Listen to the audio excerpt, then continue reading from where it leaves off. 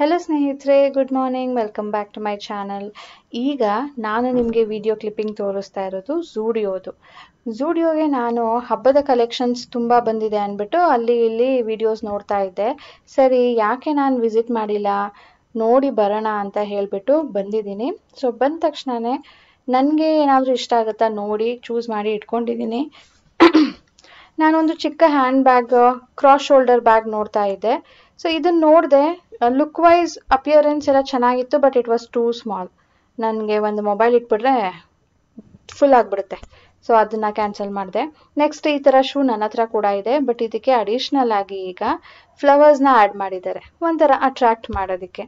ಮತ್ತು ಈ ಶೂಸ್ ನೋಡಿ, ಎಲ್ಲನೂ ನಾರ್ಮಲೇನೆ, ಬಟ್ ಲೇಸ್ ಬದಲು ಪರ್ಲ್ದು ಕೊಟ್ಟಿದ್ದಾರೆ. ಅದು ಜಸ್ಟ್ ಹಾಕೋದು ತೆಗಿಯೋದು ಆ ಥರ ಕ್ಲಿಪ್ಪಿಂಗ್ ಟೈಪ್ ಕೊಟ್ಟಿದ್ದಾರೆ. ನೈಸ್ ಕ್ರಿಯೇಟಿವಿಟಿ ಅಲ್ವಾ, ಅಟ್ರಾಕ್ಟ್ ಮಾಡೋದಕ್ಕೆ ಕಸ್ಟಮರ್ಸ್ಗೆ. ನೆಕ್ಸ್ಟ್ ಈಗ ಝೂಡಿಯೋಲಿ ಏನಪ್ಪ ಟ್ರೆಂಡಿಂಗ್ ಇತ್ತು ಅಂದರೆ ಇಂಥ ಚೋಲಿಗಳು, ಇದ್ರ ಮೇಲೆ ಒಂದು ಏಪ್ರಾನು, ಅದಕ್ಕೆ ಒಂದು ಪಲಾಜೋ ಪ್ಯಾಂಟ್ ಅಥವಾ ಒಂದು ಲೆಹೆಂಗಾ, ಈ ಥರದ್ದೇ ತುಂಬ ಇತ್ತು. ನಾನು ಇಂಥದ್ದೇ ವಿಡಿಯೋಸ್ ನೋಡ್ತಾ ಇದ್ದಿದ್ದು. ಅಂಥದ್ದೆಲ್ಲ ಹಾಕ್ಕೊಂಡು ವಿಡಿಯೋಸ್ ಮಾಡಿದಾಗ ಅವರು ಚೆನ್ನಾಗಿದೆ ಅಂತ ಅನ್ನಿಸ್ತಾಯಿತ್ತು. ಬಟ್ ನನಗೆ ಅಲ್ಲಿಗೆ ಹೋದಾಗ ಇದೆಲ್ಲ ನನಗೆ ಸೂಟ್ ಆಗೋದಿಲ್ಲ ಅಂದ್ಬಿಟ್ಟು ಸುಮಾರು ನೋಡಿದೆ ಇಂಥದ್ದೇನೆ. ಇದು ನೋಡಿ, ಇದು ಕೂಡ ಒಳಗಡೆ ಚೋಲಿ ಇದೆ, ಬಟ್ ಹೊರಗಡೆ ಶಾರ್ಟ್ ಬಟ್ ನಾಟ್ ಮಾಡ್ಕೊಳ್ಳೋ ಅಂಥದ್ದು. ಸೊ ಇದ್ರ ಜೊತೆ ಏನಪ್ಪ ಪೇರ್ ಮಾಡೋದು ಅಂದರೆ ಈ ಥರ ಪಲಾಜೋ ಪ್ಯಾಂಟ್ಸ್. ನಾನು ಇದೂ ಮಾಡಿ ನೋಡಿದೆ, ಬಟ್ ಕ್ರಾಪ್ ಟಾಪ್ ಅಲ್ವಾ, ಹೊಟ್ಟೆ ಕಾಣುತ್ತೆ. ಅದಕ್ಕೆ ಟ್ರೈ ಮಾಡಿಬಿಟ್ಟು ಇಟ್ಬಿಟ್ಟು ಬಂದೆ. ಸುಮಾರು ಈ ಥರದ್ದೇ ಇತ್ತು. ಅಲ್ಲಿ ಮ್ಯಾನಿಕ್ವಿನ್ಗೂ ಹಾಕಿ ಬಿಟ್ಟಿದ್ದಾರೆ ನೋಡಿ, ಈ ಥರ ಕಾಣುತ್ತೆ. ಇದು ನನಗೆ ಕಂಫರ್ಟಬಲ್ ಇಲ್ಲ, ಬಟ್ ಸುಮಾರು ಜನ ಈ ಥರ ಪ್ರಿಫರ್ ಮಾಡ್ತಾರೆ ಅಲ್ವಾ. ಸೊ ನಿಮ್ಗೇನಾದರೂ ಇಂಟ್ರೆಸ್ಟ್ ಇದ್ದರೆ ಈ ಥರದ್ದೆಲ್ಲ ನೋಡಬೇಕು ಅಂತ ಈಗಲೂ ಇರ್ಬೋದು, ಹೋಗಿ ಒಂದು ಸಾರಿ ವಿಸಿಟ್ ಮಾಡಿ ಬನ್ನಿ. ರೇಟ್ ಎಲ್ಲನೂ $5.99, $7.99, $8.99 ಆ ಥರ ಇತ್ತು. ಸೊ ನಾನು ಈಗ ಏನು ಡ್ರೆಸ್ ಹಾಕಿದ್ದೀನೋ ಅದು ಝೂಡಿಯೋಲೇ ತೊಗೊಂಡಿತ್ತು. ಸೊ ಇವತ್ತು ದೀಪಾವಳಿ ಹಬ್ಬದ 3ನೇ ದಿನ. ನಿನ್ನೆ ಲಕ್ಷ್ಮಿ ಕೂರಿಸಿದ್ದೆ, ಅಂದರೆ ಕಳಶ ಕೂರಿಸಿದ್ದೆ, ಲಕ್ಷ್ಮಿ ಪೂಜೆ ಮಾಡಿದ್ದೆ. ನಿನ್ನೆ ನಾನು ವಿಸರ್ಜನೆ ಮಾಡಿಲ್ಲ. ಇವತ್ತು ಹಬ್ಬ ಇದೆಯಲ್ಲ, ಇವತ್ತೂ ಪೂಜೆ ಮಾಡೋಣ, ನಾಳೆ ಬೇಕಿದ್ರೆ ವಿಸರ್ಜನೆ ಮಾಡೋಣ ಅಂತ ಹೇಳ್ಬಿಟ್ಟು 3ನೇ ದಿನಕ್ಕೆ ವಿಸರ್ಜನೆ. ನಾನು ಫಸ್ಟ್ ಟೈಮು ಈ ಥರ ಲಕ್ಷ್ಮಿ ಪೂಜೆ ಮಾಡಿರೋದು. ಹೂವು ಚೇಂಜ್ ಮಾಡೋದಕ್ಕೆ ಹೂವು ಏನೋ ತೆಗೆದ್ಬಿಟ್ಟೆ, ಬಟ್ ಹೂವು ಮುಡ್ಸೋದಕ್ಕೆ ಆಗಲಿಲ್ಲ. ಏನು ಮಾಡಲಿ, ಇದನ್ನೇನಾದರೂ ಸ್ವಲ್ಪ ಫೋರ್ಸ್ ಮಾಡಿದ್ರೂ ಕಳಶ ಅಲ್ಲಾಡ್ದಂಗೆ ಆಗುತ್ತೆ, ವಿಸರ್ಜನೆ ಥರ ಆಗ್ಬಿಡುತ್ತೆ. ಬೇಡ ಅಂದ್ಬಿಟ್ಟು ಜಸ್ಟ್ ಅಕ್ಕಪಕ್ಕ ಇಟ್ಬಿಟ್ಟು ಈಗ ಪೂಜೆಗೆ ರೆಡಿ ಮಾಡ್ಕೊಳ್ತಾ ಇದ್ದೀನಿ ಸ್ನೇಹಿತರೆ. ಆ್ಯಂಡ್ ಹೇಳಿದ್ನಲ್ಲ, ಇವತ್ತು ದೀಪಾವಳಿ 3ನೇ ದಿನ. ಇವತ್ತು ಅಷ್ಟೊಂದು ಸ್ಪೆಷಲ್ ಅಂತ ಏನೂ ಇಲ್ಲ. ನನ್ನ ಡೇ ತುಂಬಾ ನಾರ್ಮಲ್ ಆಗಿ ಹೋಯಿತು. ಅದಕ್ಕೆ ನಾನು ಫುಲ್ ವ್ಲಾಗ್ ಏನು ಮಾಡೋಕ್ಕೆ ಹೋಗಲಿಲ್ಲ. ಚಿಕ್ಕದಾಗಿ ನಿಮ್ಮ ಜೊತೆ ಒಂದು ಅವತ್ತಿನ ದಿನಚರಿ ಹೇಗಿತ್ತು ಅಂತ ತೋರಿಸ್ತಾ ಇದ್ದೀನಿ. ಸೊ ತಿಂಡಿಗೆ ಶಾವಿಗೆ ಉಪ್ಪಿಟ್ಟು ಮಾಡಿದ್ದೆ. ಇದನ್ನು ಸುಮಾರು ಸರಿ ನಿಮ್ಮ ಜೊತೆ ಕೂಡ ಶೇರ್ ಮಾಡಿದ್ದೀನಿ, ಹಾಗಾಗಿ ಡೀಟೇಲ್ ಆಗೇನು ಶೇರ್ ಮಾಡಿಲ್ಲ. ತಿಂಡಿ ಮಾಡಿದ ತಕ್ಷಣಕ್ಕೆ ನಾನು ಸ್ವಲ್ಪ ಶಾಪಿಂಗ್ ಮಾಡಬೇಕಿತ್ತು, ಗ್ರಾಸರಿ ಶಾಪಿಂಗ್, ವೆಜಿಟೇಬಲ್ ಶಾಪಿಂಗ್. ಯಾಕೆ ಅಂದರೆ ಇವತ್ತು ನಾನು ವೆಜ್ ದಮ್ ಬಿರಿಯಾನಿ ಮಾಡೋಣ ಅಂತ ಅಂದ್ಕೊಂಡಿದ್ದೀನಿ. ಅದಕ್ಕೆಲ್ಲ ಏನೇನು ಸಾಮಾನು ಬೇಕಿತ್ತೋ ಅದನ್ನು ತೊಗೊಳೋದಕ್ಕಂತ ಬಂದಿದ್ದೀನಿ. ರಾಜೇಶ್ ಹೇಳಿದ್ರು ನಾನೇ ಹೋಗಿ ಬರ್ತೀನಿ ಬಿಡು, ನೀನು ಬೇಕಿದ್ರೆ ಮನೇಲಿ ಏನಾದರೂ ಪ್ರಿಪ್ರೇಷನ್ ಮಾಡ್ಕೊಳ್ಳೋಂಗಿದ್ರೆ ಮಾಡ್ಕೊ ಅಂತ. ನಾನು ಲಿಸ್ಟ್ ಹಾಕಿರಲಿಲ್ಲ, ಮತ್ತು ನಾನು ಟೈಮ್ ಕೂಡ ಇತ್ತಲ್ಲ ಅಂದ್ಬಿಟ್ಟು. ಫಸ್ಟ್ ಟೈಮ್ ಅನಿಸುತ್ತೆ ಹಬ್ಬದ ದಿನ ನಾನು ಹೊರಗಡೆ ಬಂದಿರೋದು.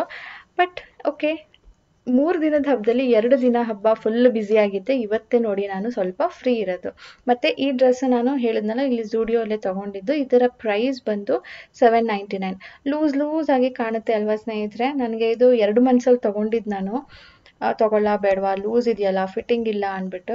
ರಾಜೇಶ್ ಅಂದರು, ನಿನ್ನ ಹತ್ರ ಈ ಥರ ಕಲೆಕ್ಷನ್ ಒಂದೂ ಇಲ್ಲ, ತೊಗೊಂಡಿರೋ ಆಗುತ್ತೆ ಅಂತ. ಬಟ್ ಲೂಸ್ ಆಗಿ ಫ್ರೀಯಾಗಿ ಚೆನ್ನಾಗಿದೆ. ಇದರ ಪ್ರೈಸ್ ಬಂತು $7.99. ಆ್ಯಂಡ್ ನಾನು ನಿನ್ನೆ ಹಬ್ಬಕ್ಕೆ ಅಂದರೆ ಲಕ್ಷ್ಮೀ ಪೂಜೆ ದಿನ ಯಾವ ಸೀರೆ ಉಟ್ಕೊಂಡಿದ್ನೋ ಅದ್ರ ಲಿಂಕ್ ಕೇಳ್ತಾ ಇದ್ರಿ, ಅದು ಸಿಗ್ತಾ ಇಲ್ಲ ಸ್ನೇಹಿತರೆ. ನಾನು ತುಂಬ ಟ್ರೈ ಮಾಡಿದೆ. ಆ್ಯಂಡ್ ಸಾನು ಔಟ್ಫಿಟ್ ಕೂಡ ಕೇಳ್ತಾ ಇದ್ರಿ, ಅದು ನಾನು ಮ್ಯಾಕ್ಸಲ್ಲಿ ತೊಗೊಂಡಿದ್ದು. ಸೊ ಅಲ್ಲಿಗೆ ವಿಸಿಟ್ ಮಾಡಿ ನಿಮಗೆ ಸಿಗತ್ತೆ. ಸೊ ಗ್ರಾಸರಿ ಶಾಪಿಂಗ್ ಮಾಡಿ ಬಂದು ತಕ್ಷಣಕ್ಕೇ ಎಲ್ಲನೂ ಪ್ರಿಪ್ರೇಷನ್ ಶುರು ಮಾಡ್ತಾ ಇದ್ದೀನಿ. ಯಾಕಂದರೆ ದಮ್ ಬಿರಿಯಾನಿ ಮಾಡೋದು ಎಕ್ಸ್ಟ್ರಾ ಟೈಮ್ ಹಿಡಿಸುತ್ತೆ ಸ್ನೇಹಿತರೆ. ಒಂದೊಂದೇ ಸ್ಟೆಪ್ ಅದು ಮಾಡ್ಕೊಂಡು ಹೋಗಬೇಕು. ಅದಕ್ಕೆ ನಿಂತ್ಕೊಂಡು ಅಲ್ಲಿ ಮಾಡೋ ಬದಲು ಇಲ್ಲಿ ಕೂತ್ಕೊಂಡು ಸ್ವಲ್ಪ ರೆಸ್ಟ್ ಮಾಡ್ದಂಗೂ ಆಗುತ್ತೆ, ಟಿ ವಿ ನೋಡ್ದಂಗೂ ಆಗುತ್ತೆ, ನನ್ನ ಪ್ರಿಪ್ರೇಷನ್ ಕೂಡ ಆಗುತ್ತೆ ಅಂದ್ಬಿಟ್ಟು ಈಗ ಬಂದು ಕೂತ್ಕೊಂಡಿದ್ದೀನಿ.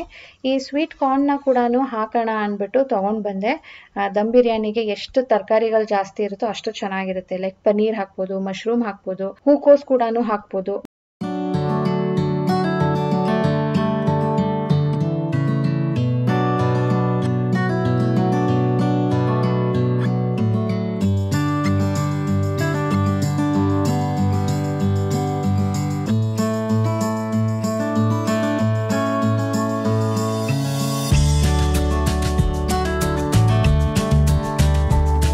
ಫಸ್ಟ್ ಸ್ಟೆಪ್ ವೆಜಿಟೇಬಲ್ಸ್ ಎಲ್ಲಾನು ಕ್ಲೀನ್ ಮಾಡಿಕೊಂಡೆ.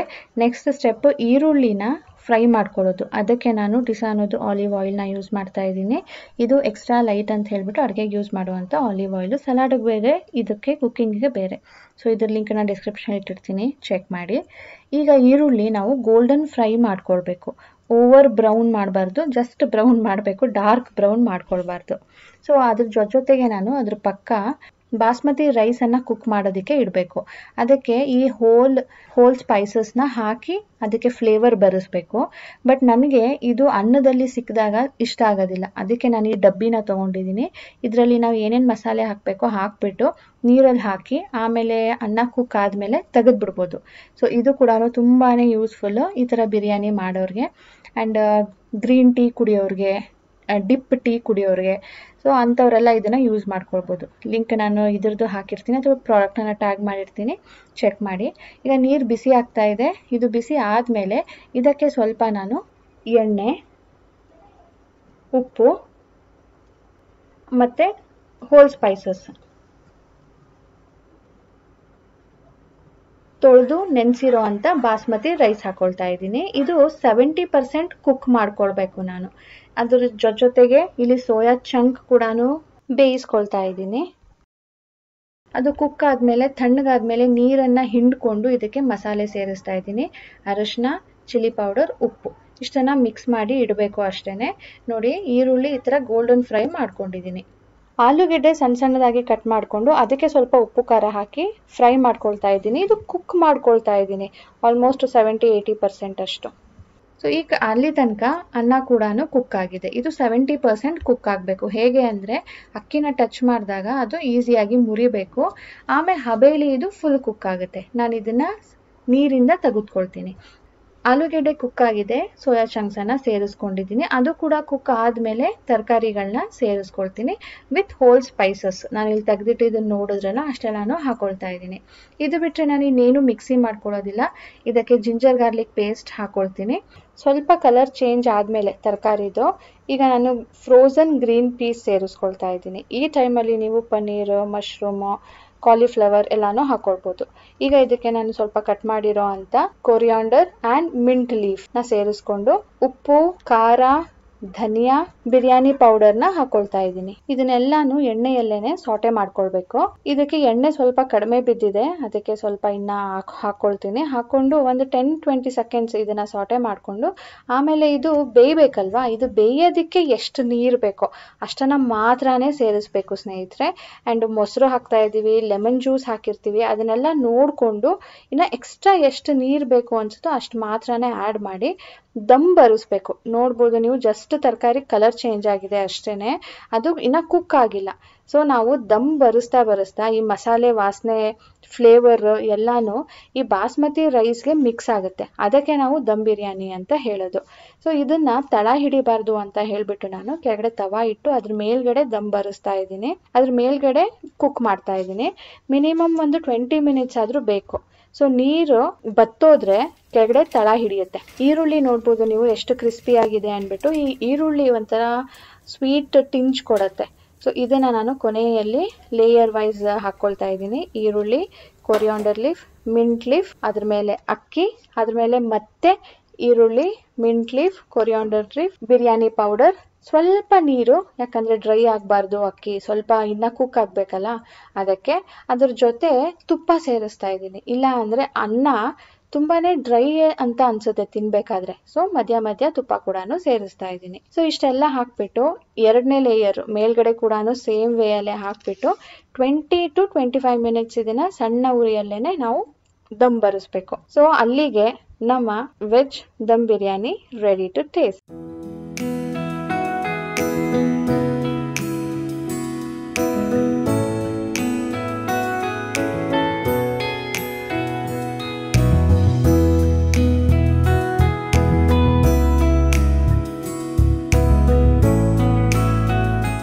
ನಾವು ಊಟ ಮಾಡೋ ಟೈಮ್ಗೆ ಮಕ್ಕಳು ಕೂಡ ಬಂದಿದ್ರು. ಸಾನು ಫ್ರೆಂಡ್, ಅವಳಿಗೆ ಊಟ ಕೊಟ್ಬಿಟ್ಟು ಅವ್ರಿಗೂ ಕೂರಿಸ್ಬಿಟ್ಟು ನೀವು ಸ್ವಲ್ಪ ಟೇಸ್ಟ್ ಮಾಡಿ, ಸ್ಪೆಷಲ್ ಮಾಡಿದ್ದೀನಿ ಇವತ್ತು ಅಂತ ಹೇಳ್ಬಿಟ್ಟು ಚೂರು ಬಟ್ಲಲ್ಲಿ ಹಾಕಿ ಕೊಡ್ತಾ ಇದ್ದೀನಿ. ಯಾಕಂದರೆ ಅವರು ಮಧ್ಯಾಹ್ನ 2 ಗಂಟೆಗೆ ಊಟ ಮಾಡಿಬಿಟ್ಟಿರ್ತಾರೆ. ಬಟ್ ನಮ್ಮ ಮನೇಲಿ ಸ್ವಲ್ಪ ಲೇಟ್ ಅಲ್ವಾ, ಅದಕ್ಕೆ ಈಗ ಅಟ್ಲೀಸ್ಟ್ ಸ್ವಲ್ಪ ಟೇಸ್ಟ್ ಮಾಡಿ ಅಂತ ಕೊಡ್ತಾ ಇದ್ದೀನಿ. ಸಂಜೆ ದೀಪ ಹಚ್ಚೋ ಟೈಮ್ ಆಗಿದೆ. ಈಗ ನಾನು ಹೊಸಲು ಪೂಜೆ ಮಾಡೋದಕ್ಕೆ ಎಲ್ಲ ಒರೆಸಿ ಅರಿಶಿನ ಕುಂಕುಮ ಹಚ್ಚಿ ಸಂಜೆ ಕೂಡ ಬೆಳಿಗ್ಗೆ ಕೂಡ ರಂಗೋಲೆ ಬಿಡ್ತೀನಿ. ಈಗ ಹೊಸಲಿಗೆ ಹೂವು ಮುಡ್ಸೋಣ ಅಂತ ಬಂದಿದ್ದೀನಿ. ಇದು ಚೆಂಡು ಹೂವು. ಈ ಚೆಂಡು ಹೂವು ಊರಿಂದ ತಂದಿರೋದು. ನಿಮ್ಮಲ್ಲಿ ಕೇಳ್ತಿದ್ರಿ ಅಲ್ವಾ, ಒಂದು ಕಾಮೆಂಟ್ ಬಂದಿತ್ತು, ನೀವು ಅತ್ತೆ ಮನೆಯವ್ರಿಗೆ ಬಟ್ಟೆ ಏನೋ ತೊಗೊಂಡಿದ್ರಿ, ಆದರೆ ನೀವು ಹೋಗಲೇ ಇಲ್ವಲ್ಲ, ಹಬ್ಬ ಇಲ್ಲೇ ಮಾಡ್ತಾ ಇದ್ದೀರಲ್ಲ ಅಂದ್ಬಿಟ್ಟು. ಸೊ ಆ ಬಟ್ಟೆ ಏನು ಮಾಡಿದೆ ಅಂತ ನಿಮಗೆ ತಿಳಿಸ್ತೀನಿ. ಈ ಹೂವು ನಿಮಗೆ ನೆನಪಿದೆಯಾ, ನಮ್ಮ ಫಾರ್ಮ್ ಹೌಸ್ನ ಟೂರ್ ಮಾಡಿದ್ದೆ, ಆವಾಗ ನಿಮಗೆ ಅಲ್ಲಿ ತೋರಿಸಿದೆ ಚೆಂಡು ಹೂವದ್ದು ಗಿಡ ಹಾಕಿದ್ದಾರೆ ನೋಡಿ ಅಂದ್ಬಿಟ್ಟು. ಆ ಗಿಡದಲ್ಲಿ ಬಿಟ್ಟಿರೋ ಅಂಥ ಹೂ ಇದು ಎಷ್ಟು ದಪ್ಪಗೆ ಬಿಟ್ಟಿದೆ ಗೊತ್ತಾ ಸ್ನೇಹಿತರೆ. ಎಷ್ಟು ಭಾರ ಇದೆ ಅಂದರೆ ನನಗೆ ಅಲ್ಲಿ ಇಟ್ಕೊಂಡು ಒಂದು ಕಡೆ ತಿರುಗಿಸಿದ್ರೆ ಎಲ್ಲಿ ಕಿತ್ತೋಗುತ್ತೋ ಅಂತ ಅನ್ನಿಸ್ತಾ ಇತ್ತು. ಅಷ್ಟು ದಪ್ಪಕ್ಕೆ ಅಷ್ಟು ಭಾರವಾಗಿ ಇದೆ. ಸೊ ನಾನು ಆ ವ್ಲಾಗನ್ನು ನೆಕ್ಸ್ಟ್ ನಿಮ್ಮ ಜೊತೆ ಶೇರ್ ಮಾಡ್ತೀನಿ. ಯಾಕೆ ನಾನು ಇವಾಗ ಊರಿಗೆ ಹೋಗಲಿಲ್ಲ, ನಾನು ಬಟ್ಟೆನೆಲ್ಲ ಹೇಗೆ ತಲುಪಿಸ್ದೆ, ಈ ಹೂವನ್ನ ಹೇಗೆ ತಂದೆ ಅಂತೆಲ್ಲ ತಿಳಿಸ್ತೀನಿ. ಮತ್ತು ಈಗ ಪಟಾಕಿ ಹೊಡೆಯೋ ಟೈಮು. ರೋಡಲ್ಲಿ ಸ್ನೇಹಿತರೆ ನಮ್ಮ ಸಾನು ಬಿಟ್ಟರೆ ನಮ್ಮ ಅಪಾರ್ಟ್ಮೆಂಟ್ ಅವರು ಇನ್ಯಾರೂ ಇರಲಿಲ್ಲ. ಯಾಕಪ್ಪ ಅಂದರೆ ಇವತ್ತು ರಾಜೇಶ್ಗೆ ಆಫೀಸ್ ಇತ್ತು. ಸೊ ಆಫೀಸ್ ಟೈಮಲ್ಲಿ ಮೀಟಿಂಗ್ಸು ಕಾಲ್ಸು ಅಂದ್ಬಿಟ್ಟು ಅವಳಿಗೆ ಪಟಾಕಿ ಹೊಡ್ಸೋದಕ್ಕೆ ಕರ್ಕೊಂಡು ಹೋಗೇ ಇರಲಿಲ್ಲ. 10 ಗಂಟೆ ಆಗಿದೆ. ಇವಾಗ ಸಾನು ನಾನು ಪಟಾಕಿ ಹೊಡಿಲೇಬೇಕು ಅಂತ ಹೇಳ್ಬಿಟ್ಟು ರಾಜೇಶ್ನ ಕರ್ಕೊಂಡು ಬಂದಿದ್ದಾಳೆ. 10 ಗಂಟೆಯಲ್ಲಿ ಒಂದೊಂದೇ ಹೊಡೆದ್ರೆ ತುಂಬಾ ಟೈಮ್ ಆಗುತ್ತಲ್ವಾ. ನಾಳೆ ಇನ್ನು ಸ್ಕೂಲ್ ಬೇರೆ ಇತ್ತು. ಅದಕ್ಕೆ ಒಟ್ಟಿಗೆನೆ 4-5 ಇಟ್ಕೊಂಡಿದ್ದಾಳೆ ನೋಡಿ, ಒಟ್ಟೊಟ್ಟಿಗೆನೆ ಎಲ್ಲ ಹೊಡೆದ್ಬಿಡ್ತೀನಿ ಅಂತ ಹೇಳ್ಬಿಟ್ಟು.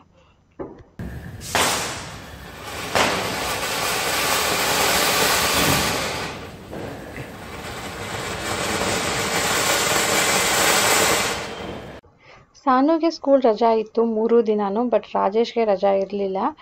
ಮತ್ತು ನಾವು ಲಾಸ್ಟ್ ವೀಕ್ ಕೂಡ ಊರಿಗೆ ಹೋಗಿದ್ವಿ. ಯಾಕೆ ಏನು ಅಂತ ನಾನು ನಿಮಗೆ ಹೇಳಿದ್ನಲ್ಲ ಮೊದಲೇ, ನೆಕ್ಸ್ಟ್ ವ್ಲಾಗಲ್ಲಿ ತಿಳಿಸ್ತೀನಿ. ಹಾಗಾಗಿ ನಾವು ಈ ಸಾರಿ ದೀಪಾವಳಿಗೆ ಊರಿಗೆ ಹೋಗೋದಕ್ಕಾಗಲಿಲ್ಲ. ಇಲ್ಲ ಅಂದಿದ್ರು ಸಾನು ನಾವು ದೀಪಾವಳಿ ಇಲ್ಲೇ ಹಬ್ಬ ಮಾಡಬೇಕು ಅಂತ ಹೇಳ್ತಾಳೆ. ಬಟ್ ನಾವು ಬಟ್ಟೆ ಶಾಪಿಂಗ್ ಮಾಡಿದ್ವಿ ಅವ್ರಿಗೆ ಅಂದ್ಬಿಟ್ಟು. ಅದನ್ನು ಹೇಗೆ ಕೊಟ್ಟಿದ್ದು, ಯಾಕೆ ಹೋಗಿದ್ವಿ ಊರಿಗೆ ಇದ್ದಕ್ಕಿದ್ದ ಹಾಗೆ ಅಂತ ಎಲ್ಲನೂ ನೆಕ್ಸ್ಟ್ ವ್ಲಾಗಲ್ಲಿ ತಿಳಿಸ್ತೀನಿ.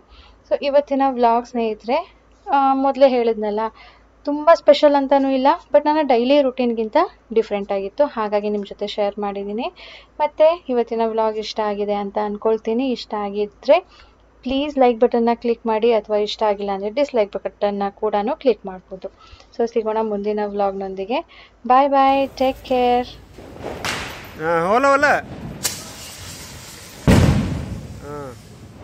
ओके ये था अशरफ इते इत्ता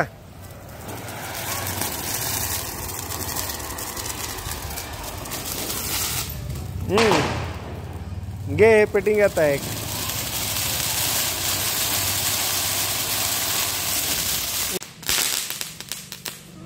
बाय इकड़े ಇದೆ ನೋಡು